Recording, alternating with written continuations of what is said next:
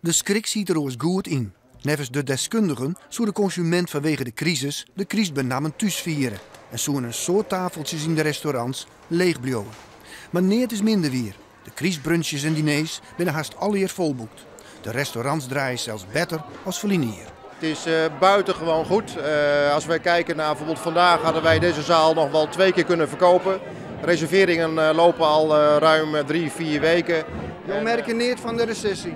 Nee, het zou wel kunnen zijn dat de groepen iets kleiner worden, hè, vooral met de bruiloften. Maar als we naar de kerstdagen kijken, in de maand december zijn wij zeer uitermate tevreden. Horeca Friesland onderstreken de goede resultaten aan het eind van dit jaar. De consument liet het hem voor eerst niet om te loeken van de financiële crisis. Ik denk ook dat mensen een beetje recessiemoes zijn. Als we vragen aan de gasten van wat verwacht u van 2012, dan is het, ik weet het niet, maar nu moet het gewoon goed zijn, hoopvol. Wij houden van gezelligheid met ons hele gezin. En dan sta ik niet stil bij een crisis. Dan maar het woonpje zit een kostje. Ja, zeer zeker. Maar ik een beetje aan jezelf denken, hè? Het is echt genieten hier, dus... Ook in Vrouwtjestaten, een restaurant in het wat hegere segment, klinken tevreden loeren.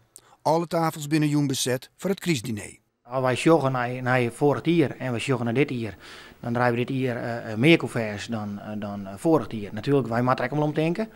En ik denk dat het mij ieder bedrijf hield.